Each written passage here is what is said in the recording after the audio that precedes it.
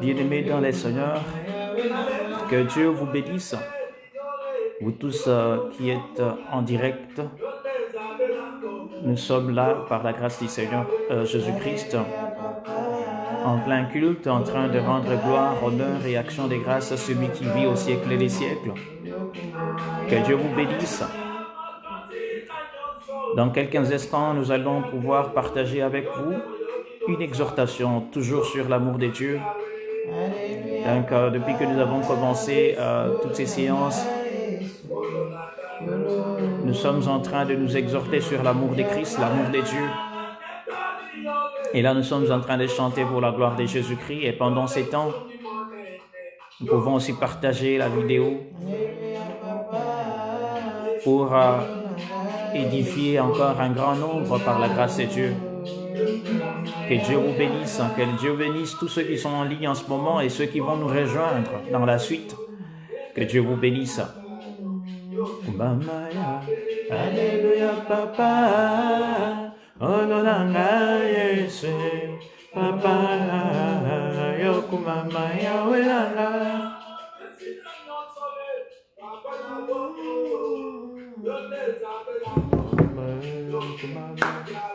Alléluia, papa.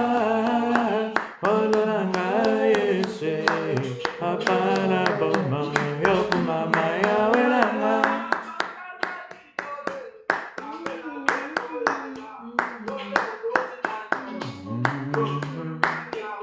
Alléluia, papa. Ololanga Yesu, papa la boma. Yokumamaya welanga.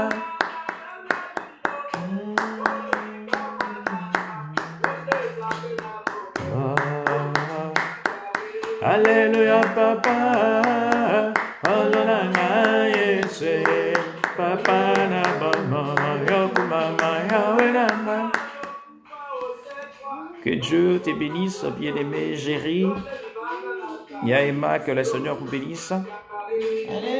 Papa, kolonanga Yesu, papa la bama, yokumama yaweranga.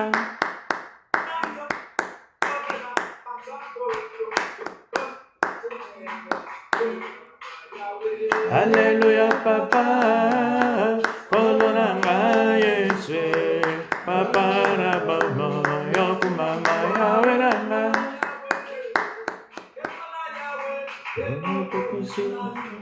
Que Dieu vous bénisse, vous tous qui êtes en ligne en ce moment, que Dieu vous bénisse.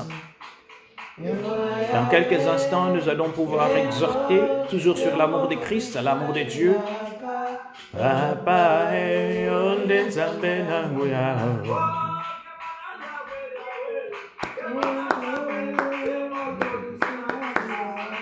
Que Dieu te bénisse, ma soeur Jeanne d'Arc.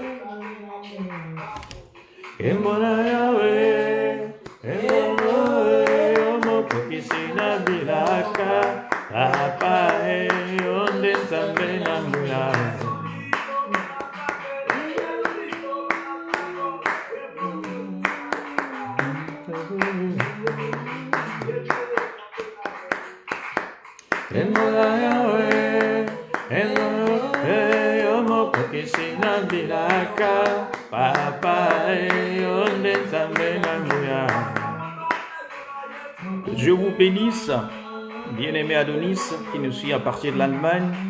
Que Dieu te bénisse. Bien-aimé Gigi, que les Seigneurs te bénissent. Dans quelques instants, nous sommes là, nous allons partager déjà la vidéo. Shalom, bien-aimé, partagez déjà la vidéo. Donc, il y a une petite exhortation sur l'amour de Christ, l'amour de Dieu. Que Dieu vous bénisse. Coucou, bien-aimé Alphonse Bakajika et tous les bien-aimés, que Dieu vous bénisse.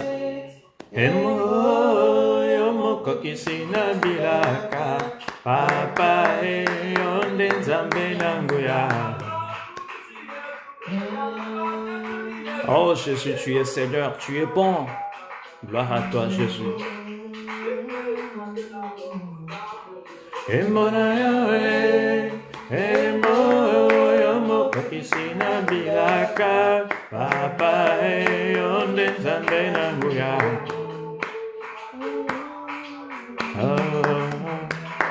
Alaya kumama papa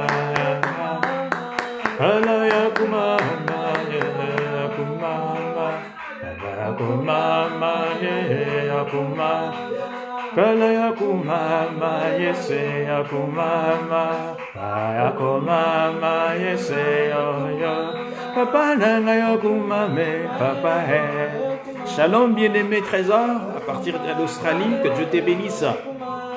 Merci bien-aimé Emmanuel Le Saint d'avoir partagé la vidéo. Akumama, akumama, akumama, yes, papa langa akumama, zambero. Ah bien-aimé Freddy, Kamanda, que Dieu te bénisse. Papa akumama, yes, akumama, akumama. Que Dieu te bénisse, ma soeur m'a dit. Hello, yakuma, papa nanga yakuma, me papa he. Kolo nanga yakuma, ma yes yakuma. Papa na bama yakuma, ma yes yakuma, ma yakuma, ma yakuma. Papa nanga yakuma, me papa. Papa yakuma ma yeseyo Papa yakuma ma tambeo Bongaranke mo yakuma me papa yakuma ma yeseyo Bongaranke mo yakuma ma yeseyo Jésus des gloires, il est le Seigneur des seigneurs. L'agneau de Dieu, il est merveilleux. Les lions de la tribu de Juda, quand il rugit, mes ennemis se dispersent. Akumama, akumama, akumama, yes, akuma, mananke moya kumame, papa, papa, akumama, yes. Papa nanga yakumame yese yakumama yakumama yakumama yakumama yese yo Papa yakumame papa papa manake yakumama molonje Papa nanga yakumama yese papa manake yakumame Papa yakumama, la mena yakumame, papa he, kalohe, kalohe, abongana kembo yakumame. Oui, bien-aimés dans les Seigneurs, nous allons prier. Seigneur Dieu des grâces, nous voulons te recommander ces instants entre tes mains, Jésus. Plaise à toi, Seigneur, de pouvoir nous parler. Plaise à toi de nous exhorter.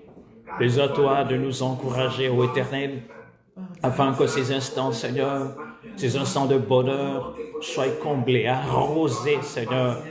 Toi, le Dieu de notre salut, Créateur incréé.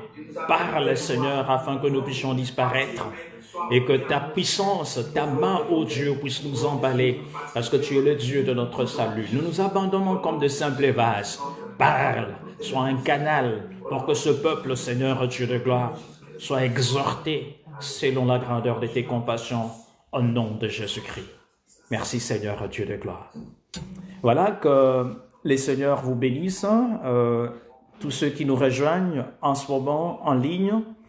Nous sommes en train de vouloir partager par la grâce de Dieu un passage de l'Écriture, parce que notre Dieu, il est bon, il est Seigneur, il réalise toujours de bonnes choses. Bien-aimé dans les Seigneurs, je voulais premièrement te rappeler que le fait que tu sois vivant, le fait que tu sois vivante encore en ce jour, c'est que le Seigneur a un projet pour toi. Le Seigneur a un plan pour toi. Voilà pourquoi il permet que tu sois encore en vie aujourd'hui. Il y en a d'autres qui pouvaient aussi mourir. Il y en a d'autres qui pouvaient aussi partir. Mais dans l'amour de Jésus, le Seigneur vient de permettre que tu sois en vie. Et comme nous sommes en vie, certainement que le Seigneur est là, il va réaliser des merveilles et des grandes choses par sa grâce, parce que nous sommes en train de parler de l'amour de Christ. Parce que l'amour de Christ, c'est vraiment toute la Bible. Que le Seigneur te bénisse, sœur Naomi, et la bien-aimée Esther Samba, que Dieu te bénisse aussi. Partageons la vidéo pendant que nous sommes en train de vouloir lire les Saintes Écritures. Nous allons lire un passage de la Bible, là où nous avons commencé notre exhortation déjà dans des séances passées. C'est dans Éphésiens chapitre 3, à partir du 17e verset jusqu'au 19. Nous lisons au nom de Jésus-Christ. Éphésiens chapitre 3. Vous qui avez la Bible à la maison, pouvez suivre la lecture avec nous. Éphésiens chapitre 3, versets 17 à 19. Nous lisons au nom de Jésus. En sorte que Christ habite dans vos cœurs par la foi, afin qu'étant enracinés et fondés dans l'amour, vous puissiez comprendre avec tous les saints quelle est la largeur, la longueur, la profondeur et la hauteur, et connaître l'amour de Christ qui surpasse toute connaissance, en sorte que vous soyez remplis jusqu'à toute la plénitude de Dieu. Amen. Voilà, j'ajoute un passage qui va aussi pouvoir nous accompagner. Dans Jean chapitre 11, que le Seigneur vous bénisse, bien-aimé Franck, et même bien-aimé Yves, que Dieu te bénisse au nom de Jésus. Nous ajoutons un passage dans les Saintes Écritures, dans l'Évangile de Jésus-Christ selon Jean. Je vais lire le verset 35 et 36. Et je lis Jean chapitre 11, verset 35 à 36. Je lis au nom de Jésus-Christ. Jésus pleura. Jésus pleura. Sur quoi les Juifs dirent, « Voyez comme il l'aimait. » Je reprends la lecture. Jésus pleura.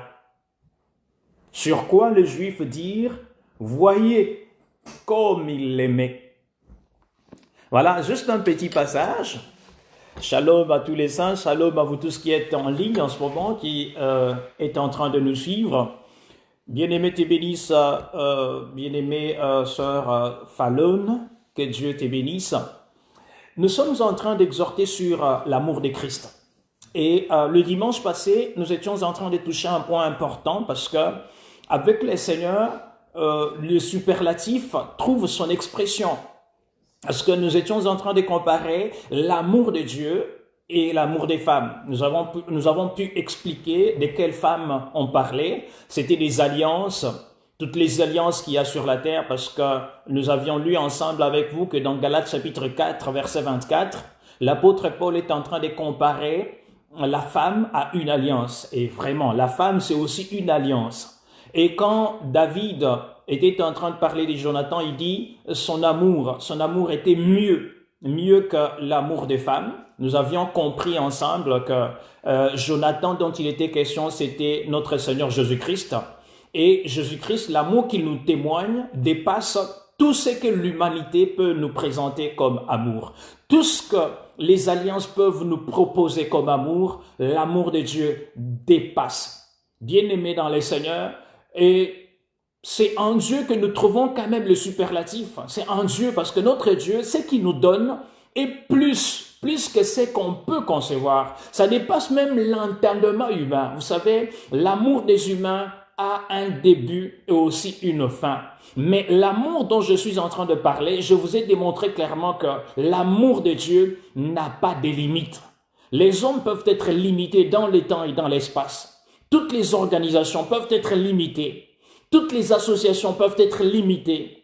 Toutes les alliances peuvent être limitées. Toutes les femmes peuvent être limitées. Mais l'amour de Dieu ne peut jamais être limité parce que c'est un amour qui vient de l'éternité. Ainsi même plus loin, l'Écriture pouvait dire qu'il y a trois choses qui demeurent. Tout pourra passer, mais il y a trois choses qui demeurent Et de ces trois choses, ce qui est plus grand, c'est l'amour. Donc l'amour demeure éternellement. Pourquoi? Parce que l'amour, c'est Dieu lui-même. Comme l'amour, c'est Dieu, il vient de l'éternité, il nous a visités dans le temps et nous allons rentrer ensemble dans l'éternité. L'amour de Dieu n'a pas des limites. Tout ce que nous pouvons trouver sur la terre a vraiment des limites et nous étions en train d'exploiter et de démontrer clairement que dans la vie de Job aussi, dans la vie de Job, sa femme était là. C'est une femme qui l'aimait aussi beaucoup. Elle aimait Job. Et Job, dans ses souffrances, sa femme, elle est arrivée comme un humain. Elle est arrivée à la fin, elle s'est dit non, comment tu peux accepter de souffrir comme ça? C'est mieux que tu puisses même arriver à maudire Dieu et que tu puisses mourir. Mais Job va répondre, des dieux nous avons reçu les bons, nous pouvons recevoir aussi les maux.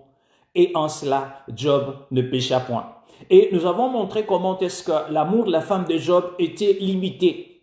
Mais il y a un élément qui était toujours là avec Job, qui pouvait les consoler. Eh bien, c'était les tessons. Nous avons démontré que les tessons véritables, pour avoir les tessons, eh bien, il faut briser un vase. C'est un vase de poterie, un vase d'argile. Quand vous les brisez, c'est alors que vous aurez des débris. Et ce sont ces débris-là qu'on appelle aussi tessons.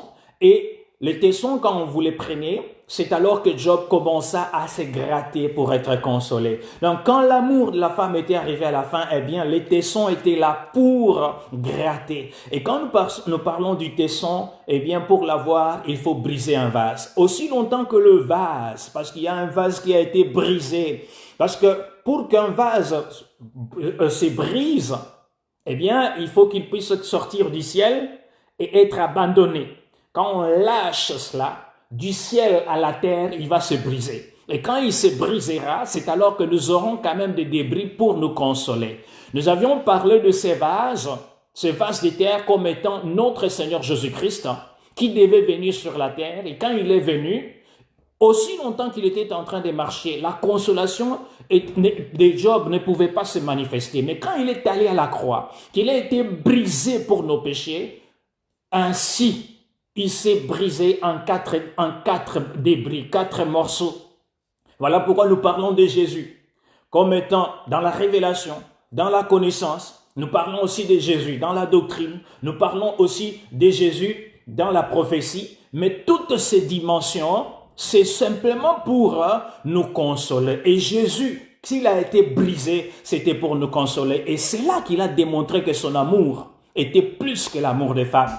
Voilà pourquoi quand David a croisé Jonathan, la première des choses, quand ils ont fait alliance avec Jonathan, si vous lisez dans 1 Samuel chapitre 18, même à partir du 1er verset jusqu'au 3e, et dans la suite, vous verrez que Jonathan, quand il avait juste fait alliance avec David, eh bien, l'Écriture nous dit qu'il va prendre ses habits royaux, il va se dépouiller de ses habits pour donner cela à David. Vous savez que c'était un prince, c'est lui qui devait hériter le trône. Mais lui qui existait en forme de prince, lui qui était dans les habits royaux, il n'a pas vu comme une proie arrachée, de s'accaparer seulement de la royauté, mais il a abandonné ses habits royaux. Il a abandonné ses habits royaux et les remettre pour vêtir. Et je vous dis que si quelqu'un enlève ses habits, eh bien, il devient nu. Voilà pourquoi Jésus-Christ de Nazareth, lui aussi qui existait en forme de Dieu, il n'a pas vu comme une proie arrachée d'être égal à Dieu, mais il s'est dépouillé lui-même de sa divinité, de sa royauté. Lui qui était roi, il s'est dépouillé pour nous vêtir. Voilà le plus grand amour que le Seigneur nous a témoigné. Voilà pourquoi il est allé à la croix tout nu. Il était là dans la honte. Mais le Seigneur est allé jusqu'à ce niveau, c'est parce qu'il nous aimait tant. Aucun homme ne peut le faire. Parce que même des gens qui mettent en scène quelques films, des théâtres, par exemple, pour montrer le Seigneur Jésus-Christ, eh bien, souvent, ils doivent mettre quelque chose pour se couvrir, parce que c'est une honte qu'aucune personne ne peut supporter. Mais le Seigneur a supporté la honte. Il a accepté de pouvoir être humilié par sa propre créature. pour que toi et moi, nous soyons sauvés. Voilà pourquoi, bien-aimé dans le Seigneur, partout où tu es, je te demande simplement d'acclamer pour la gloire de celui qui t'a sauvé, lui qui vit au siècle des siècles. Il est Dieu, il est bon, son amour mieux que le vin, son amour est mieux que l'amour des femmes. Bien-aimé, il est très bon ce Dieu. Que Dieu te bénisse, bien-aimé Coco, de nous suivre encore en ligne. Docteur Myriel, que Dieu te bénisse. Homme de Dieu, bienvenue. Que le Seigneur te bénisse partout où tu es, partout où tu es en France, que Dieu soit avec toi. Et le bien-aimé Papi, Kamanda, qui nous suit aussi des États-Unis, que Dieu te bénisse. Que may God bless you and everyone around in your family. May you be blessed in Jesus' name. Et bien-aimé dans le Seigneur, vous savez, quand le Seigneur est en train de manifester sa grâce, ici, pour parler de l'amour de Jésus-Christ, cet après-midi, nous avons touché une petite histoire. C'est une histoire qui est dans l'Ancienne Alliance. C'est une histoire qui est dans l'Ancienne Alliance, c'est l'histoire de Lazare. Et bon, quelqu'un peut se dire, mais comment on peut dire que l'histoire de Lazare se trouve dans l'Ancienne Alliance? Oui, l'histoire de Lazare se trouve dans l'Ancienne Alliance. Pourquoi? Parce que quand on doit parler de l'Alliance, nous voyons déjà le sang qui doit couler. Donc, pendant que Lazare était là, pendant que Jésus était en train d'entrer en Béthanie, il avait encore son sang jusque-là. Il n'avait pas encore ouvert la nouvelle alliance. Parce que la nouvelle alliance a été inaugurée, c'était à la croix. Donc, toute l'histoire qui s'est pas, toutes les histoires, tout ce qui est raconté avant la croix de Golgotha, pendant que le sang de l'alliance n'avait pas encore coulé, eh bien, c'est toujours l'ancienne alliance. Voilà pourquoi l'Écriture nous dit que Jésus est né sous la loi. Dans toute cette période, c'est une histoire que j'ai tirée dans l'ancienne alliance. L'histoire, parce que bon, c'est vrai, les théologiens peuvent mettre ici Nouveau Testament à partir de Matthieu, mais il y a aussi ces histoires, de ces choses qui sont en Matthieu, en Jean, mais qui appartiennent à l'ancienne alliance. C'est toujours l'ancienne alliance, parce que l'ancienne alliance, pour qu'elle puisse arriver à sa fin, il faut l'inauguration d'une nouvelle alliance. Et la nouvelle alliance qui a été inaugurée, c'était à la croix de Golgotha, quand Jésus-Christ a crié, son sang a coulé et le voile du temple s'est déchiré. C'était une nouvelle alliance qui était inaugurée. Et bien aimé dans le Seigneur, nous sommes en train de parler d'un scandale terrible. Donc vous savez, Jésus-Christ qui était le Créateur. Le Créateur, il était aussi un jour, il va visiter une famille. Et la famille en question, c'est la famille, c'est la maison de Marthe. Et Marthe, c'était une sœur. Elle était à Béthanie. Et elle vivait avec sa sœur Marie et Lazare. Ils étaient au nombre de 3. Je disais que je suis en train d'exhorter. Je ne vais pas entrer dans la profondeur sous forme d'enseignement, mais je suis en train d'exhorter. Mais bon, pour arroser, bien sûr, pour arroser, nous avons toujours besoin des 4 bras. Voilà pourquoi il peut arriver des temps à autres qu'on puisse toujours chercher à exploiter les 4 bras, mais c'est toujours dans l'exhortation, dans notre exhortation, pour que nous puissions nous encourager par rapport à l'amour de Christ et Jésus. Et vous savez, bien-aimés dans le Seigneur, Jésus, il visitait cette maison. Je sais que dans les Saintes Écritures, le village de Béthanie, il n'y a eu que 2 maisons que le Seigneur a visitées. Il y a une maison qu'il visitait le matin. Chaque matin, il y allait. Et la maison qu'il visitait le matin, eh bien, la maison qu'il visitait le matin, c'était la maison de Marthe. Marthe, Lazare et Marie. C'était la maison qu'il visitait le matin. Mais il y a aussi une maison qu'il avait visitée au temps du soir. Et la maison qu'il avait visitée au temps du soir, c'était la maison, toujours en Béthanie, mais la maison de Simon le lépreux. Donc, il y avait 2 maisons qu'il a pu visiter. Il a visité la première maison le matin et tout ça, il y allait. Et il y avait aussi une autre maison qui était aussi visitée par le Seigneur au temps du soir. Le temps nous manquerait de pouvoir parler de ces 2 maisons, mais nous savons tout simplement que, comme le jour en Israël, il y avait l'offrande du matin, il y avait aussi l'offrande du soir, nous comprenons qu'il s'agissait aussi de 2 peuples. Il y a un peuple du matin et aussi un peuple du soir. Le peuple du matin, c'est le peuple d'Israël. Ils sont visités le matin. Dieu a envoyé les prophètes très tôt le matin. Voilà ce qui est écrit.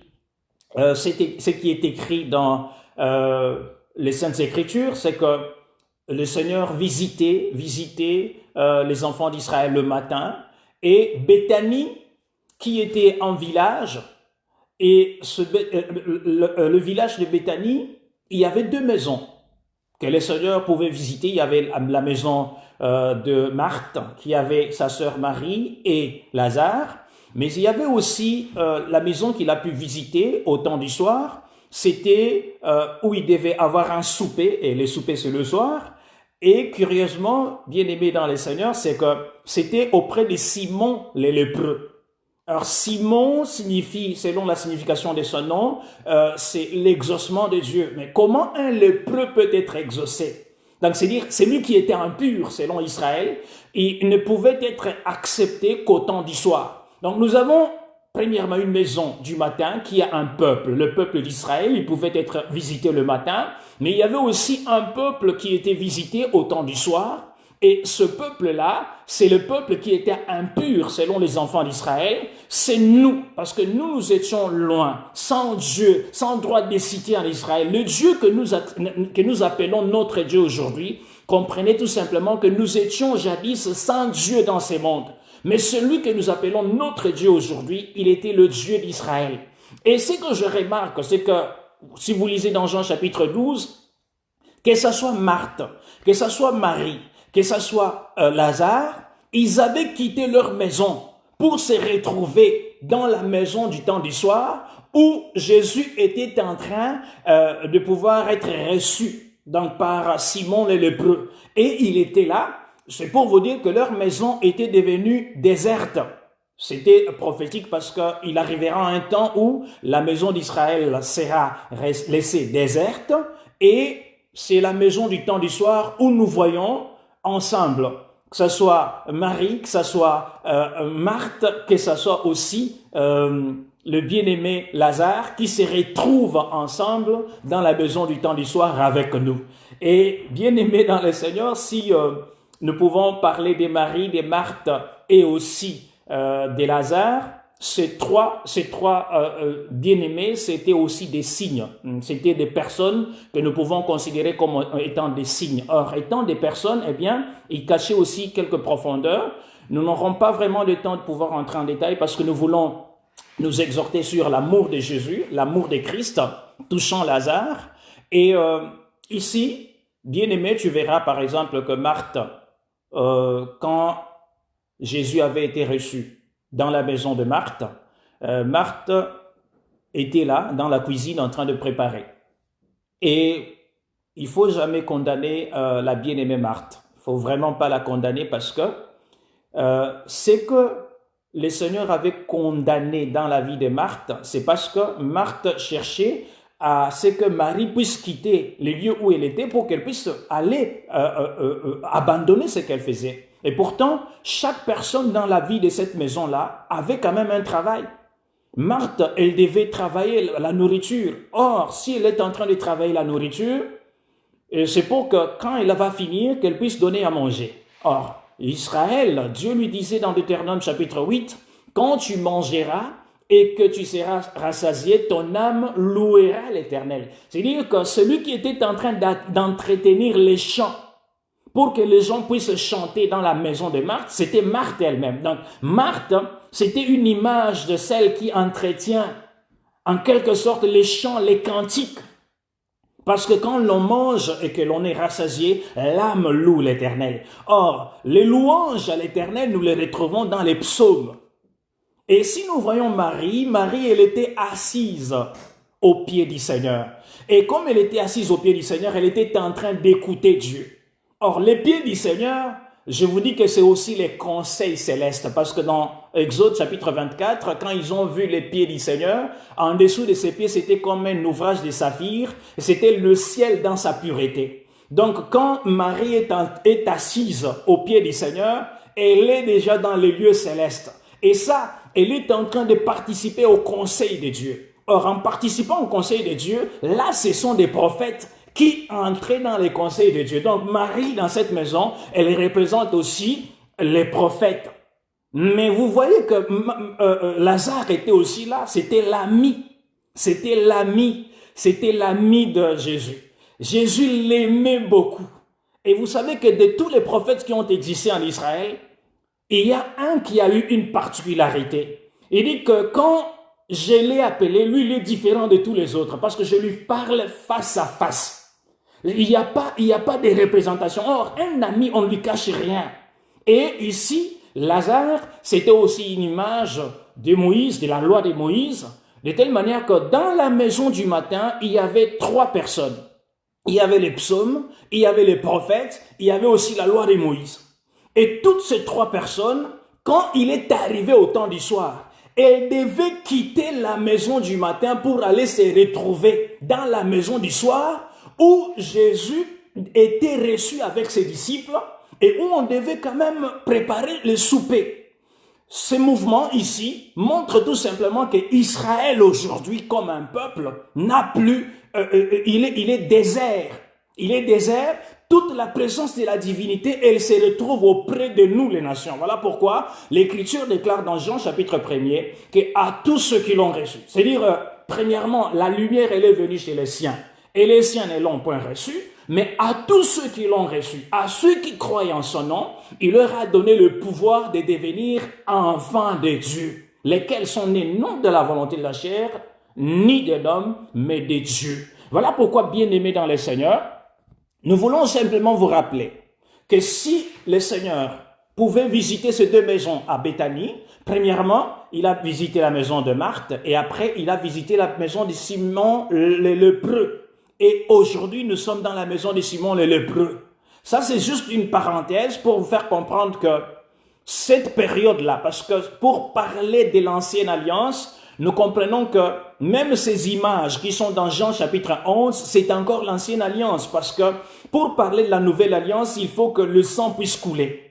Donc Jésus est né sous la loi, il est né aussi d'une femme. Pendant cette période, c'était encore l'ancienne alliance, il y avait encore d'autres choses, il y avait encore de l'ombre, mais il y a aussi d'autres éléments qui étaient aussi la réalité, l'accomplissement des prophètes. Mais par rapport à l'alliance, la nouvelle alliance a été inaugurée à la croix de Golgotha où il a répandu son sang. Que Dieu vous bénisse. C'est juste une parenthèse pour vous parler de ces 2 maisons. Mais aujourd'hui, par la grâce du Seigneur, nous parlons de l'amour de Christ et nous sommes dans le passage de Jean, chapitre 11, versets 35 à 36. Vous savez, des fois quand je suis arrivé à ce passage ici, parce que nous sommes en train de parler de l'amour de Christ, quand j'ai vu ces passages, j'étais vraiment troublé. Comment le Créateur, celui qui a créé les cieux et la terre, parce que je vous dis que Jésus, quand il est venu sur la terre, c'était la plénitude de la divinité. C'est Paul qui nous le témoigne, il dit, en lui habitait corporellement toute la plénitude de la divinité. Toute la plénitude de la divinité était en lui. Mais ce qui est surprenant, comment celui qui était la plénitude de la divinité, il vient nous scandaliser. C'est un scandale de toute la création. Comment un Dieu peut arriver, la plénitude de la divinité peut pleurer? Il a pleuré. Et pour les bien-aimés qui nous ont aidés à couper le verset, c'est le verset le plus court de la Bible. Jésus pleura. Jean chapitre 11, verset 35. Bon, autant des apôtres, en fait, il n'y avait pas cette subdivision en chapitre et verset, mais c'est plus tard dans l'histoire qu'il y a eu quand même des bien-aimés qui ont pensé que c'était mieux pour la communication, voilà, et ça nous aide. Mais ici, on nous dit que Jésus pleura. Et qu'est-ce que les Juifs vont dire? Il dit, les Juifs dirent, voyez comme il l'aimait. Ah, mes frères bien-aimés dans le Seigneur, quand nous voyons ce qui se passe dans cette histoire, ça m'a donné quand même matière à réflexion. Comment Jésus peut pleurer Et selon l'interprétation des Juifs, le fait qu'il a pleuré, les Juifs disent, voyez comment il aimait. C'est-à-dire que si Jésus ne pleurait pas, les Juifs ne diraient même pas qu'il aimait Lazare. Et quittez de l'œil où vous êtes, nous rentrons dans le pays de la parole pour essayer un peu de marcher pour comprendre un peu cette histoire, comment ça s'est passé, qu'est-ce qui s'est passé. Jésus, il aimait cette famille, comme on l'a dit au début. Et cette famille ici, il y avait Lazare, il y avait Marie, il y avait Marthe. Et l'Écriture déclare qu'il aimait cette famille. Il l'aimait. Il l'aimait. Si vous lisez, par exemple, même le premier verset, le deuxième, le troisième, le quatrième de Jean chapitre 11, je vous recommande de lire le tout à la maison. Vous savez, ici, c'était une famille que Jésus aimait. Bien-aimé dans le Seigneur, il n'y a pas de plus grand bonheur que d'être aimé par Dieu. Si Dieu t'aime, même si le monde entier peut te haïr, sois sûr que Dieu t'aime. Vous savez, quand Dieu t'aime, il y a d'autres choses que tu vas comprendre dans l'intimité avec Dieu. Des fois, quand tu vois quelqu'un abandonner la foi, quand tu trouves une personne qui ne veut plus avancer avec son Seigneur, tu n'as pas le temps de pouvoir te poser beaucoup de questions. Parce que c'est un problème de l'amour. Quand Dieu t'aime, il y a beaucoup de choses qui vont se passer. Et il y a aussi beaucoup de gens qui, quand ils exhortent, ils pensent que quand Dieu t'aime, aucun mal ne pourra t'arriver. Ça, ce sont des choses que les gens enseignent, mais je dis que même si Dieu t'aime, il y a aussi d'autres choses qui peuvent arriver dans ta vie. Et ici, Jésus-Christ aimait Lazare. Lazare, il était aimé par Jésus. Et Jésus, quand il était à Béthanie en Judée, parce qu'il y a un petit mouvement qu'il y a ici, Jésus était en Judée. Il aimait cette famille. Et les Juifs, quand ils ont vu Jésus en Judée, ils voulaient le lapider. Ils l'ont rejeté. Et quand ils voulaient le lapider, Jésus-Christ va quitter la Judée pour aller dans une autre contrée. Et quand il est allé dans une autre contrée, c'était parce qu'il était rejeté. Rejeté par les Juifs qui voulaient le lapider. Et quand Jésus a quitté, parce que je vous dis que quand Jésus quitte une contrée, il était aussi dans la peau d'un prophète. Quand il quitte déjà, c'est lui qu'il y a quelque chose qui va arriver. La malédiction va arriver. Parce que quand on veut lapider Jésus, Jésus disait, partout vous serez reçus. Si vous êtes reçus, vous trouvez un enfant de la paix, que votre paix demeure dans cette maison-là. Mais si on ne vous reçoit pas, que vous puissiez même laisser la poussière de vos pieds. Et cette ville sera maudite et ainsi de suite. Donc, c'est dire, quand les Juifs voulaient lapider les seigneurs dans la Judée, ils s'est décidé d'abandonner la Judée pour aller dans une autre contrée. Or, ce déplacement ici, c'est un déplacement prophétique. Ça manifestait tout simplement le rejet des enfants d'Israël. Parce que la lumière viendra sur les siens et les siens ne vont pas la recevoir, mais il va se tourner maintenant vers nous. Et que là, nous voyons déjà sur le plan prophétique comment les Juifs sont en train de rejeter le Seigneur et le Seigneur ira au loin, il ira vers nous, les gens des nations. Et vous comprenez ici, quand Jésus a quitté la Judée pour aller, c'est alors que la maladie est entrée. Bien-aimé dans le Seigneur, tout rejet du Seigneur, tout rejet de la parole a des conséquences néfastes. Tu peux tout rejeter, mais jamais ton Dieu, jamais la parole de Dieu. Accepte que tu sois rejeté par tout le monde, mais accroche-toi à Dieu parce que c'est lui l'amour parfait.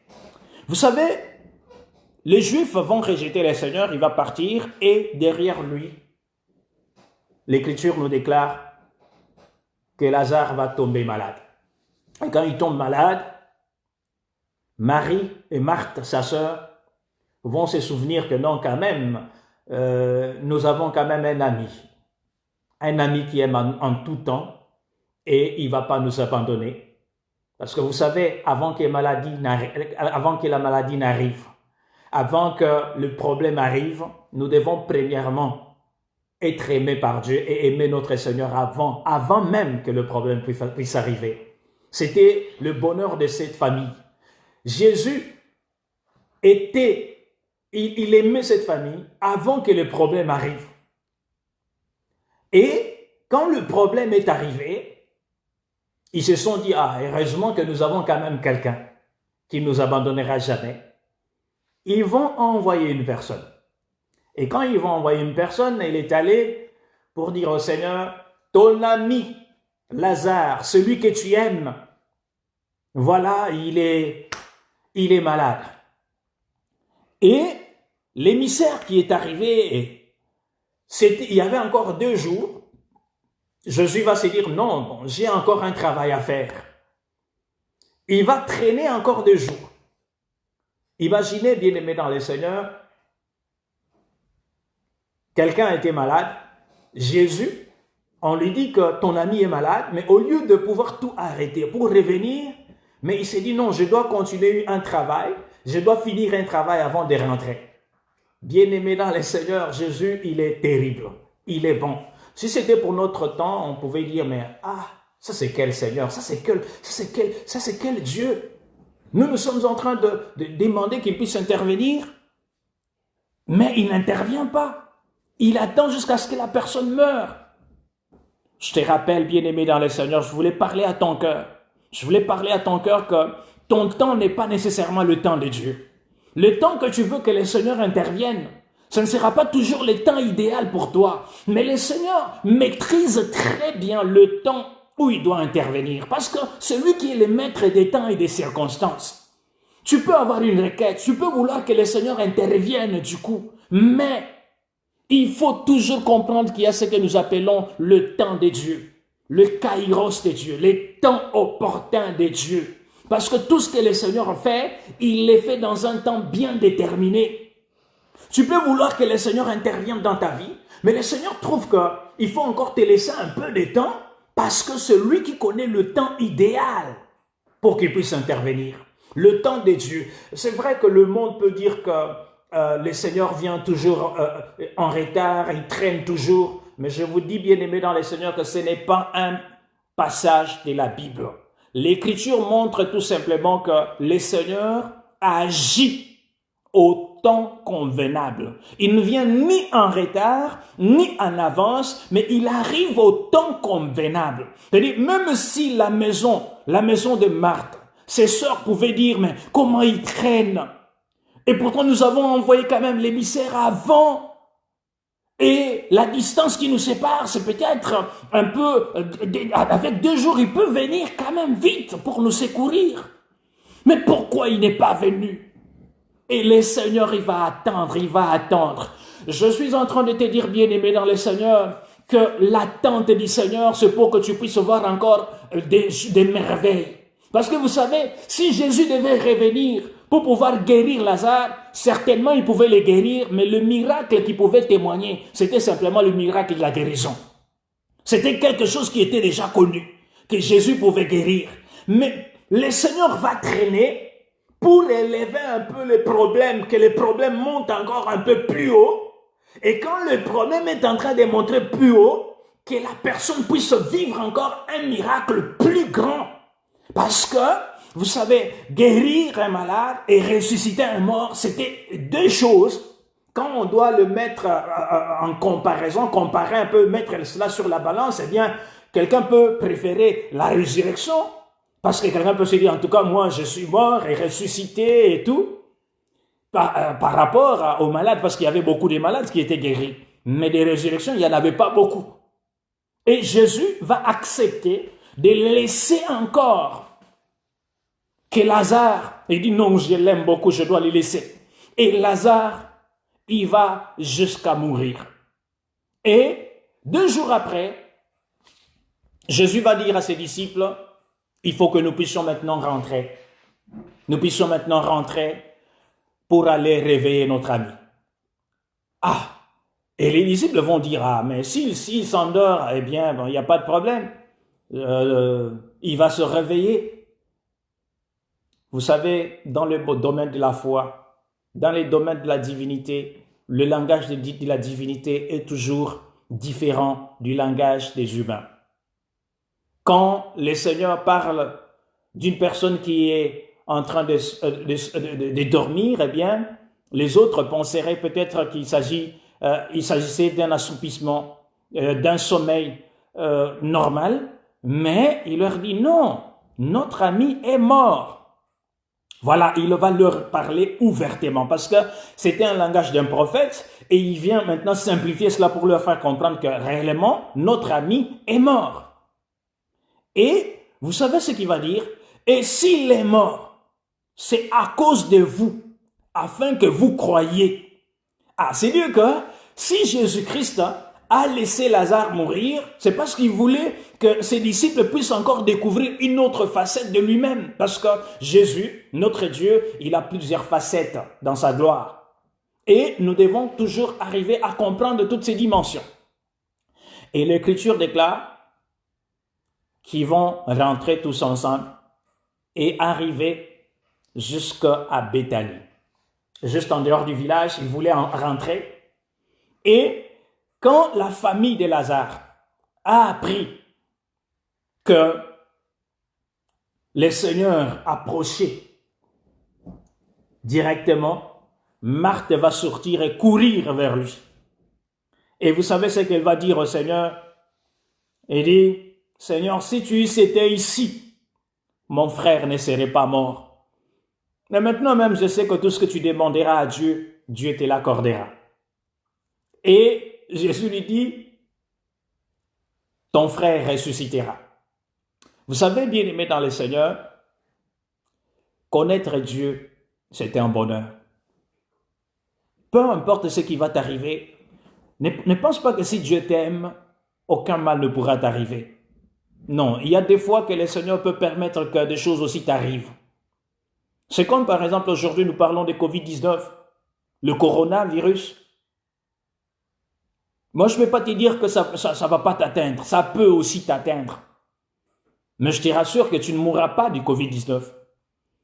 Et Dieu peut permettre aussi que tu puisses être touché par cela, mais qu'il puisse te guérir pour que tu comprennes réellement que notre Dieu, il est capable de guérir même le coronavirus et tout le reste. Parce que le virus, le coronavirus en fait, c'est quoi? C'est une créature. C'est une créature et si le Seigneur décide, il ordonne à la créature de se déplacer, eh bien, elle va se déplacer. C'est la moindre des choses.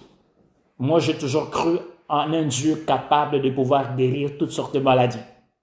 Et vous savez ici, Jésus va dire à ses disciples que la maladie de Lazare, ce n'est pas pour l'amener à la mort. Ah, et curieusement, il est allé jusqu'à la mort. Donc Jésus parlait d'une autre maladie. Il y a une maladie qui amène les gens à la mort et il y a d'autres maladies qui ne mènent pas les gens à la mort. Si je parle du sida, si je parle du coronavirus, si je parle de la malaria, du paludisme ou la fièvre typhoïde et tout ça, toutes ces maladies, selon Jésus, toutes ces maladies ne mènent pas à la mort. Mais il y a une maladie qui amène à la mort. La maladie qui mène à la mort, c'est bien le péché. Le péché, c'est la maladie qui mène à la mort. Mais toutes les autres maladies, même si tu meurs, Christ est capable de te redonner encore la vie. Parce que toutes ces maladies que nous pouvons croiser, parce qu'aujourd'hui, beaucoup de gens, ils ont peur du Covid-19, ils ont peur du coronavirus, c'est tout le monde, ils ont peur et tout ça. La peur a eu les dessus même sur les grands de ce monde, toutes les nations à genoux, tout le monde qui a peur, mais les gens n'ont pas peur de la vraie maladie qui est en train de tuer. Et la vraie maladie qui tue des masses et des masses, eh bien c'est le péché, depuis l'Éden. Parce que toutes les maladies, c'est la conséquence. C'est parce que le péché était entré dans le monde qu'il y a des maladies aujourd'hui. Mais je vous dis, bien-aimés dans les Seigneurs, ce qui est très très important et que nous devons retenir, c'est que mieux vaudrait pour une personne de contracter le coronavirus ou bien d'autres maladies que de contracter le péché. Parce que le péché, il tue à petit feu et c'est une maladie qui amène les gens à la mort. Que Dieu puisse t'en délivrer au nom de Jésus-Christ. Que tu sois délivré du péché au nom de Jésus. Pendant que je suis en train de parler, que le Seigneur te délivre de cette maladie qui amène à la mort, c'est-à-dire le péché au nom de Jésus-Christ. Et nous continuons notre marche.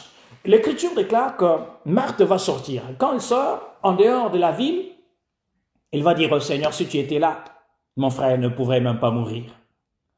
Et vous savez, bien-aimé dans le Seigneur, ce qui va arriver, c'est que le Seigneur va la regarder et dire, ah, en tout cas, elle va rentrer. L'Écriture nous dit qu'elle rentre et va informer à sa sœur Marie, le Seigneur est là. Et quand Marie va apprendre que le Seigneur est là, elle va, sans dire même au revoir à tous les Juifs qui étaient rassemblés autour d'elle, elle va quitter, elle va s'enfuir directement pour aller chercher le Seigneur et tomber devant le Seigneur. Et quand elle arrive, tous les Juifs qui étaient là et qui pleuraient, qui la consolaient, vont maintenant se dire que c'est comme si elle va vers les sépulcres pour pleurer. Et c'est quand elle est arrivée, Jésus la voyant pleurer, parce que Marie, elle va pleurer avec tous les Juifs. Quand Jésus va la voir, il sera touché dans ses compassions. Nous sommes en train de parler de l'amour de Christ. L'amour de Christ, Jésus. Et vous savez, Jésus, tout ému, il va leur poser la question, où l'avez-vous mis? C'est tout ce qu'il va leur poser la question. Où est-ce que vous l'avez mis? Et vous savez, au verset 39, il y a quelque chose qui m'avait troublé. Marthe, parce que Jésus, quand on va lui montrer là où on l'avait mis, là où on avait placé Lazare, il va maintenant leur poser la question, il va leur ordonner, ôtez la pierre. C'est là qu'il s'est posé maintenant le problème. Ôtez la pierre. Parce qu'il était enseveli dans une grotte et on avait mis une grosse pierre à l'entrée. Et Jésus va dire, ôtez la pierre. Ôtez la pierre. Et Marthe, la sœur du mort, va lui dire, Seigneur, il sent déjà, parce qu'il y a 4 jours qu'il est là. Ah, bien-aimé dans le Seigneur. Et pourtant, Marthe aimait très bien son frère. Il aimait son frère. Marie aimait son frère. Tous ces gens, ils aimaient Lazare. Mais l'amour des femmes a une limite. Mais l'amour de Jésus-Christ va au-delà de l'amour des femmes. C'est ce qu'on était en train même d'expliquer le dimanche passé. Même s'il l'avait aimé, mais l'amour de Marthe et de Marie était arrivé à la fin. Et moi, je comprends tout simplement, je ne peux pas condamner Marthe, je ne peux pas aussi condamner Marie. Parce que bien aimé dans le Seigneur, on peut facilement condamner les uns les autres, mais si nous nous retrouvions dans la même circonstance, peut-être on dirait aussi la même chose. Parce que Lazare était confiné. Il était dans un confinement à l'intérieur. Il était là. Qui pouvait entrer? Il était dans l'isolement. Bien-aimé dans le Seigneur, aujourd'hui, l'amour de plusieurs se limite juste à l'entrée de la tombe. Personne ne peut aller au-delà. Et Marthe, elle dit, mais Seigneur, il pue déjà, il sent déjà, parce que ça fait déjà 4 jours qu'il est là. Et vous savez, bien-aimé dans le Seigneur, Marthe, si elle a refusé de pouvoir aller parce que elle savait tout simplement que moi, Marthe, je ne suis pas médecin. Parce que vous savez ici, c'est l'amour du médecin que je voulais aussi partager avec toi. L'amour de Christ comme l'amour d'un médecin. Vous verrez que Marthe et toute sa famille, ils se sont limités juste en dehors du sépulcre. Quand on leur dit d'ôter la pierre, ils disent non, non, non, non, non, non. Notre amour ne peut pas aller au-delà. Mais il n'y a qu'un médecin qui peut supporter La plaie qui avance, qui a avancé déjà et qui a début, même si la personne sent déjà, mais un médecin qui se respecte ira même au-delà. Et le véritable médecin dont je suis en train de parler, c'est notre Seigneur Jésus-Christ. Là où les gens sont cachés, personne ne peut y entrer. Même dans les confinements, dans l'isolement, Jésus-Christ est entré chercher même Lazare. Bien-aimé dans le Seigneur, je veux vous faire comprendre premièrement que l'amour de Dieu. Parce que quand on a dit au Seigneur, quand Jésus-Christ a vu la chose, l'Écriture déclare dans le verset 35, là où nous étions, il dit, Jésus pleura. Et tous les Juifs ont compris que Jésus l'aimait. Donc, si Jésus t'aime, il va pleurer sur toi. Si Jésus t'aime, ses yeux vont faire descendre les eaux. Jésus ne peut pas retenir. Du moment que toi tu es dans la mort enseveli, bien-aimé dans le Seigneur, parce que quand je parle de la mort ici, je ne vois pas encore une mort physique, bien que nous allons y arriver. Mais je parle premièrement de la mort spirituelle. Parce que quelqu'un peut être là en train de marcher, mais si elle est en train de marcher dans les plaisirs de ce monde, elle est morte quoique vivante, disait l'apôtre Paul. C'est-à-dire, les gens qui sont là, les gens qui sont en train de vivre dans le péché, ils sont morts, quoique vivants, et peut-être déjà ensevelis.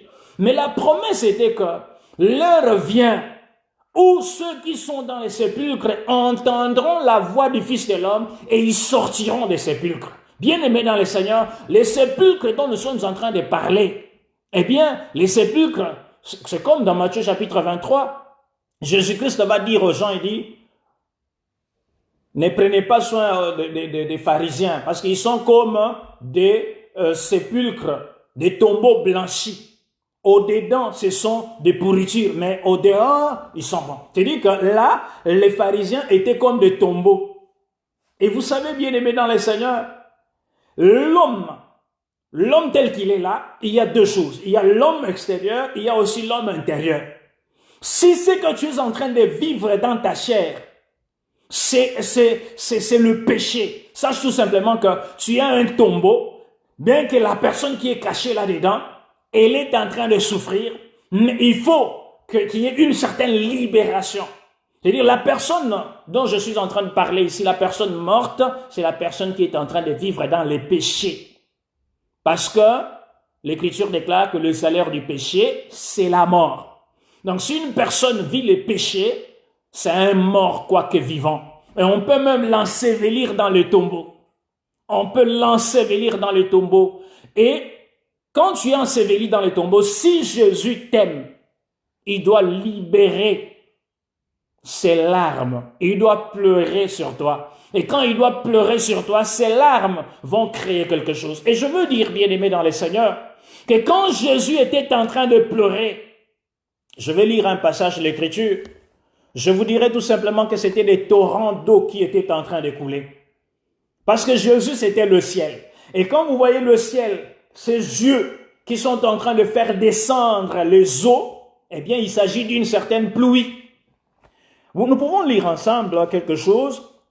Bon, peut-être dans Jérémie chapitre 8, verset 23 pour les uns, mais dans ma Bible, 8 secondes, c'est Jérémie chapitre 9, verset 1er. Jérémie, comme étant un prophète, il est en train de dire ceci. « Oh, si ma tête était remplie d'eau, et si mes yeux étaient une source de larmes, je pleurerais jour et nuit les morts de la fille de mon peuple. » Ici, le prophète est en train de montrer que ses yeux font couler des larmes qui sont des torrents d'eau. Or, nous savons que Jésus-Christ, c'était le ciel qui visitait la terre. Parce que l'Écriture déclare, le ciel est ton trône et la terre ton marchepied. Or, le trône, c'est la demeure de Dieu. Or, la demeure du Seigneur, la demeure d'Élohim, Dieu, c'est notre Seigneur Jésus-Christ. Et étant la demeure de Dieu, il était aussi le ciel. Et quand il fait descendre ces eaux, de l'eau qui descendent, eh bien, nous comprenons tout simplement que c'était la pluie. C'est-à-dire, si Dieu veut te ressusciter, eh bien, il va envoyer la pluie. Or, avant que Jésus puisse puisse commencer à répandre les eaux, ou bien que sa pluie descende, eh bien, je vous informe que le Juif avait aussi le temps de pouvoir pleurer. Les Juifs pleuraient, ils ont pleuré, ils ont pleuré, ils ont pleuré. Donc, avant que Jésus puisse pleurer, il y a aussi des gens qui ont pleuré avant lui. Et celui qui a pleuré avant lui, il y avait Marthe, il y avait tous les Juifs, ils avaient pleuré, ils pleuraient, parce qu'ils voulaient consoler la famille. Les pleurs des Juifs, c'était aussi une pluie. Mais cette pluie ne pouvait pas ramener la sémence qui était Lazare, qui était encore dans la terre. Il a fallu que la pluie qui est venue avec le Seigneur Jésus, qu'il puisse apporter sa pluie pour que la sémence qui était dans la terre puisse sortir. Eh bien, ici nous comprenons que les pleurs des Juifs et des Marthe et Marie, ses sœurs, c'était la pluie de la première saison. Pendant que la pluie de la première saison était en train de descendre, eh bien, l'humanité ne pouvait pas sortir de son tombeau. Depuis qu'Adam est tombé dans le péché, toute l'humanité s'est retrouvée dans le tombeau. Nous étions dans les sépulcres, Mais la première pluie, elle est descendue. La première pluie, c'est la pluie de la loi. Quand Dieu a envoyé sa parole au travers de la loi, c'était une pluie, mais cette pluie de la première saison ne pouvait pas nous faire quitter les sépulcres. Il a fallu que Dieu lui-même descende en la personne de Jésus et il a répandu ses larmes comme la pluie de l'arrière-saison. Et comme la pluie de l'arrière-saison est descendue dans la terre, eh bien Lazare qui était une sémence ne pouvait pas être retenu dans les sépulcres. Voilà pourquoi Jésus, quand il a dit « Lazare, sors !»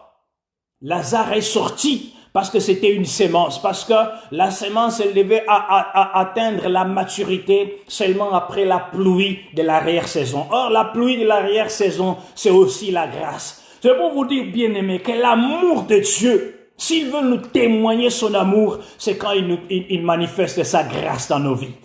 C'est quand la grâce est venue que nous avons compris l'amour véritable de Dieu. Si le Seigneur ne répand pas les eaux de la Pentecôte, les eaux de la grâce dans ta vie, tu ne peux pas comprendre ce qu'on appelle l'amour de Dieu. Or, l'amour de Dieu, bien-aimé dans le Seigneur, nous ressuscite. Ici, je ne veux pas parler sur le plan prophétique parce que ce qui est valable pour nous l'est aussi pour les enfants d'Israël. Vous allez remarquer qu'ils avaient rejeté, les Juifs dans la Judée, ils avaient rejeté le Seigneur. Et le Seigneur est allé dans une autre contrée. Et pendant ce temps, Lazare est tombé malade et il est mort. C'est une image aussi du peuple d'Israël qui, quand Jésus les a quittés, la vie les a quittés, ils devaient mourir. Et quand ils devaient mourir, pour leur restauration, le Seigneur devait aussi les visiter. Et ce sont ces deux yeux qui devaient descendre des eaux. Or, quand je parle des yeux, je vois tout simplement, parce que l'œil, c'est la lampe du corps. C'est la lampe du corps. Or, la lampe du corps, c'est aussi un prophète. Comme Jean, c'était aussi la lampe pendant ces temps-là, et les gens pouvaient se réjouir.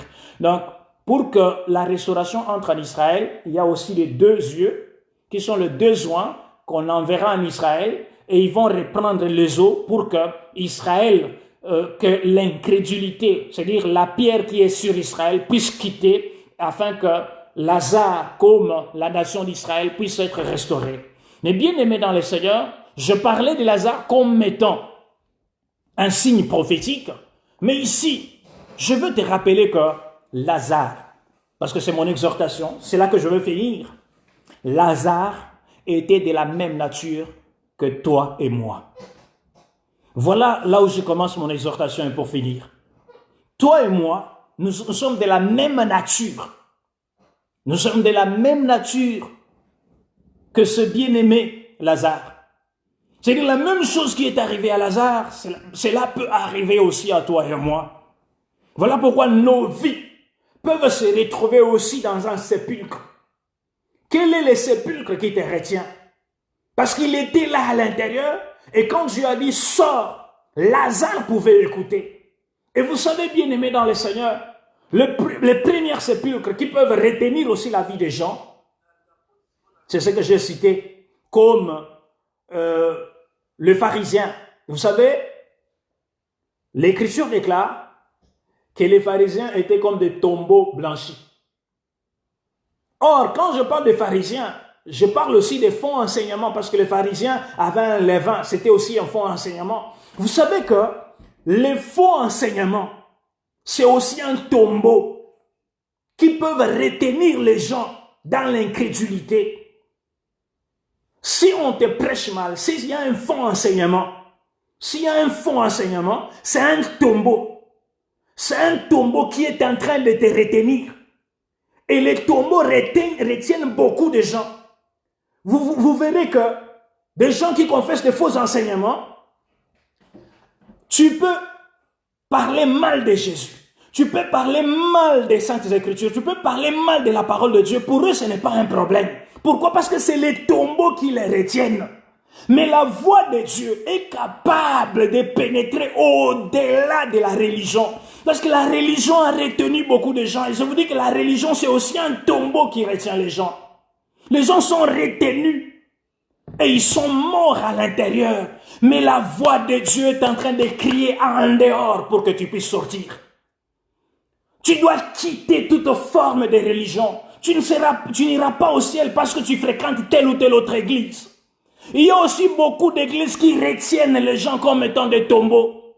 Et les gens croient que c'est parce qu'ils fréquentent telle ou telle autre église que certainement il verra le Seigneur. Bien-aimé dans le Seigneur. Il y a beaucoup de tombeaux. Toutes les organisations des humains, ils retiennent comme des tombeaux. Mais ce qui te fera voir le ciel, c'est ton expérience personnelle avec Dieu. L'amour de Dieu pour toi, c'est ce qui fera que tu puisses voir le ciel. Aujourd'hui, même des humains, des hommes de Dieu, d'une manière générale, nous avons besoin de retenir, nous avons besoin de ramener. Mais ce qui est très important, bien-aimé dans le Seigneur, c'est de savoir, est-ce que je demeure vraiment dans la parole? Est-ce que je demeure dans l'enseignement qu'avaient laissé les apôtres et les prophètes? Bien-aimé dans le Seigneur, aujourd'hui il y a des conflits de religions. Aujourd'hui il y a des conflits d'organisation.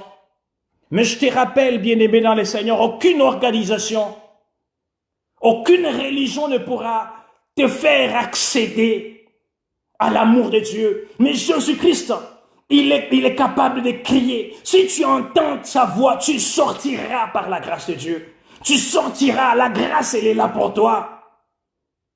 Je n'ai pas besoin de te poser la question, où est-ce que tu fréquentes, qu'est-ce que tu fais et tout, mais mon problème à moi, est-ce que tu as vraiment la vie? La maladie qui est le péché, est-ce qu'il ne t'a pas amené à la mort? Parce que le problème, je ne serai pas sauvé parce que je suis en train de dire que non, parce que je prêche la parole, parce que je fais ceci et cela. Non, mais le problème, est-ce que ma vie est en train de refléter la vie de Dieu? Parce que quand Jésus libère les eaux, c'est pour que la sémence qui était dans la terre puisse sortir. Et quand la sémence sort, bien-aimé dans le Seigneur, c'est pour que tu puisses vivre. Et quand tu sortiras, c'est alors que les disciples qui sont à côté de Jésus, ils vont aider pour délier, pour ôter. Et ils vont délier la tête, mais aussi les pieds et tout le reste. Alors je me pose les questions, comment une telle personne est sortie des sépulcres? C'était une projection des sépulcres. Il est sorti comment? Parce il était lié. Mais je vous dis, la parole de Dieu, elle est capable de te donner la force de sortir premièrement, afin que les hommes de Dieu, les ministres de la parole, puissent continuer le travail. Et ce ne sont pas des gens à négliger. Ne négligez jamais un ministre de la parole. Parce que le Seigneur lui a donné les capacités de pouvoir finir l'œuvre qu'il avait commencée en vous. Bien-aimés dans le Seigneur, c'est très important. Et nous pouvons aussi comprendre que les sépulcres peuvent retenir aussi ta santé. Peut-être ta santé est dans les sépulcres.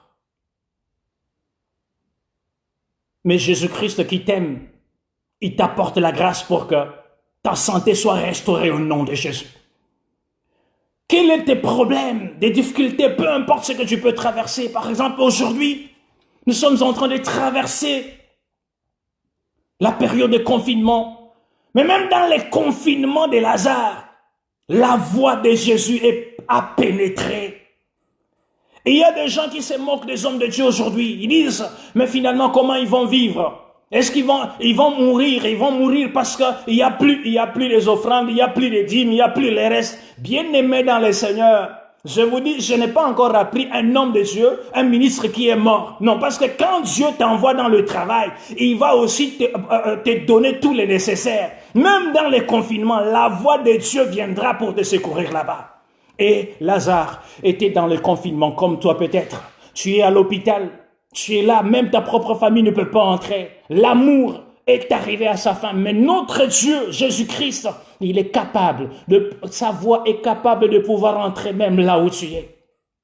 La voix de Jésus est capable de pénétrer dans ce confinement, dans cet isolement. Le Seigneur est capable d'entrer et de te faire quitter là-bas. Parce qu'il est capable. Qu'est-ce qui est retenu dans les sépulcres? Qui t'appartient? Qu'est-ce qui est retenu? Jésus-Christ est là pour toi. Jésus-Christ est là. Et il te fera grâce, bien-aimé dans le Seigneur. Je voulais justement t'exhorter que l'amour de Jésus-Christ est plus grand que l'amour des femmes. L'amour de Jésus-Christ est plus grand que toutes les alliances. Parce que les femmes, ce sont aussi des alliances. Tout ce qu'il peut y avoir. Bien-aimé dans le Seigneur, Jésus t'aime beaucoup.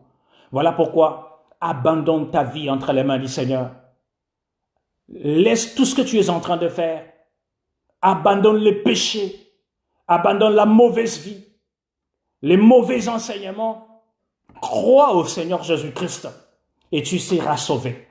Tu vas quitter ce sépulcre qui te retient. La grosse pierre qui était là, elle était renversée. On devait l'ôter pour que ce qui était à l'intérieur puisse se matérialiser. Vous voyez ici Lazare, il était à l'intérieur. C'était dans les ténèbres le plus profondes. Mais, comme il avait entretenu l'amitié, comme Jésus l'avait aimé, il devait quitter les sépulcres. Et je vous dis qu'il pouvait y avoir plusieurs personnes dans ce cimetière-là, mais seul Lazare pouvait entendre la voix. Et pourquoi Lazare pouvait entendre la voix? Parce que Lazare, c'était une brebis, dit Seigneur. L'Écriture déclare, mes brebis connaissent ma voix et quand j'appelle, elles viennent à moi. Il a dit, Lazare sort. C'était la voix du Créateur qui était là. Et en ce moment où je suis en train de parler, je ne sais pas ce qui est retenu dans les sépulcres pour toi. Mais peu importe ce qui est retenu, je t'ai dit, bien-aimé dans le Seigneur, que ton Dieu t'aime et l'amour de Dieu a été manifesté à la croix de Golgotha. C'est là qu'il a manifesté son amour. Il suffit de croire en lui, il suffit de mettre ta confiance en lui et tu sortiras de ces sépulcres qui ne va pas te retenir. Peu importe ce qu'il peut y avoir, mais je t'ai dit, Dieu est grand. Même toutes les nations de la terre, ce sont aussi des sépulcres. Selon Ézéchiel chapitre 37, un jour Ézéchiel est allé voir les ossements éparpillés et on lui a posé la question, est-ce que ces ossements peuvent-ils encore revivre? Et il a dit, Seigneur, toi-même tu le sais. Et quand il s'est retrouvé dans les ossements desséchés, les vallées des ossements, on l'appelait le Fils de l'homme. Et bien aimé, Ézéchiel était prophète. Et pour comprendre que le Fils de l'homme devait entrer aussi, premièrement pour nous, dans le vallée des ossements, aussi il devait aller nous redonner la vie, seulement au milieu des ossements. Voilà pourquoi, là où le Seigneur Jésus-Christ a accepté de mourir, ce n'était pas n'importe où. Il a choisi un lieu où il devait être crucifié. Le Fils de l'homme, pour être crucifié, l'Écriture déclare qu'on l'a amené. Il prenait sa croix, il l'a amené jusqu'où? C'était au lieu qu'on a appelé Golgotha. Golgotha qui signifie le lieu du crâne. Or, en ce que je sache, je sais que le crâne n'a pas seulement un seul os, c'est l'ensemble des ossements. Donc en réalité, Jésus à la croix était encore au milieu des ossements. Et c'était dans la vallée parce qu'il était humilié, c'était dans l'humiliation. Et là nous disons qu'il était dans la vallée aussi des ossements. Et c'est là qu'il devait prophétiser pour nous redonner la vie. Voilà pourquoi c'est à la croix que Jésus a crié que tout était accompli et tous les sépulcres qui étaient aux alentours se sont ouverts et les saints qui étaient là sont sortis parce que c'est de là qu'ils pouvaient prophétiser la sortie des sépulcres. Il était au milieu des ossements desséchés. Ce qu'il a fait pour nous, il le fera aussi pour les enfants d'Israël. Ils vont sortir aussi des sépulcres des nations. Qu'est-ce qui te retient, bien-aimé dans le Seigneur? Ce reste des fausses doctrines, ce reste des religions, tout ce qui peut te retenir, des alliances de ce monde. Bien-aimé dans le Seigneur, décide de quitter par cette voie du Créateur qu'il est en train d'utiliser pour que tu sortes, afin que tu jouisses du bonheur, que tu puisses communier avec le Seigneur, parce qu'il est Dieu. Que le Seigneur Jésus-Christ, le Dieu des grâces, puisse te ressusciter et ressusciter tout ce qui t'appartient au nom de Jésus-Christ. Que Dieu vous bénisse. Nous allons prier ensemble, parce que nous sommes à la fin de notre intervention de ce jour.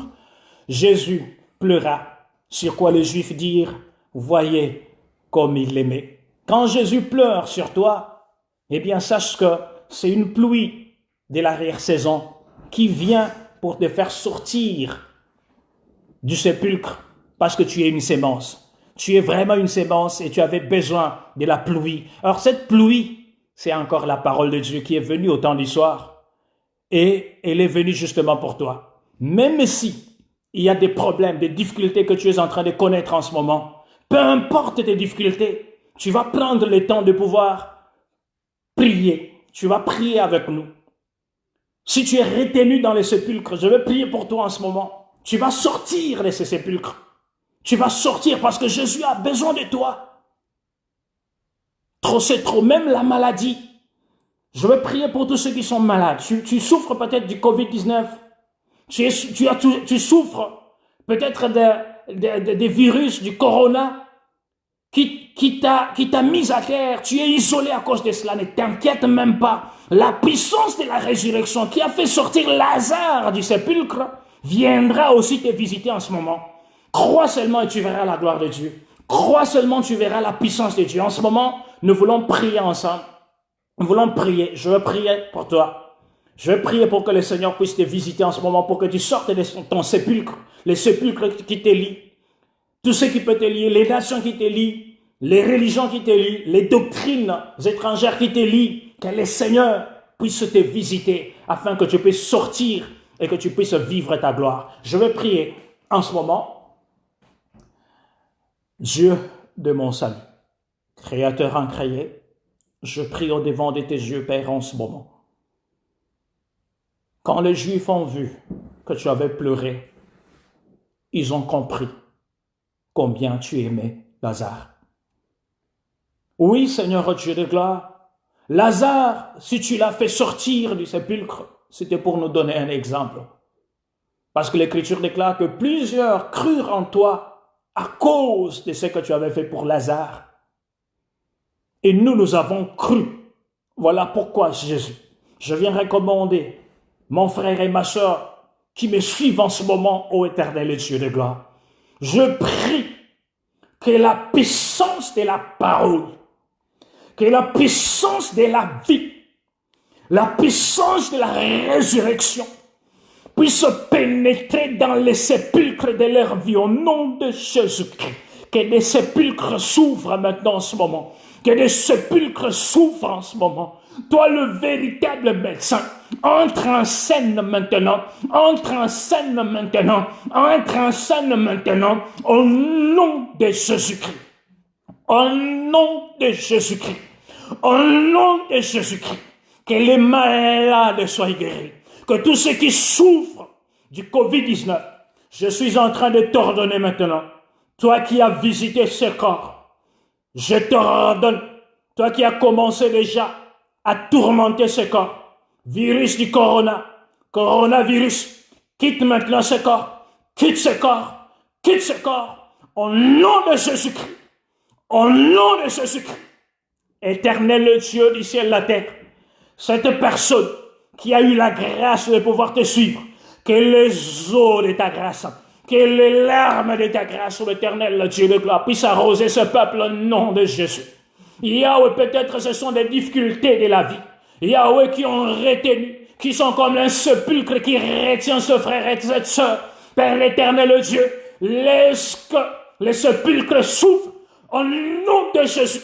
Que les sépulcres s'ouvrent au nom de Jésus. Que les sépulcres s'ouvrent au nom de Jésus. Que les sépulcres s'ouvrent au nom de Jésus-Christ. Père, je brise, Seigneur, tous ces tombeaux qui avaient retenu ton peuple au nom de Jésus. Les tombeaux, Seigneur, ce sont aussi les démons, ce sont les liens. Laisse que les liens de la mort soient brisés au nom de Jésus. Que les liens de la mort soient brisés au nom de Jésus-Christ. Père éternel, Dieu de gloire, tu es grand, tu es puissant, Seigneur, parce que nul n'est comparable à toi, ô éternel Dieu de mon salut. Je t'élève, ô éternel Dieu des grâces, pour tous ces bien-aimés et frères et sœurs qui nous ont suivis.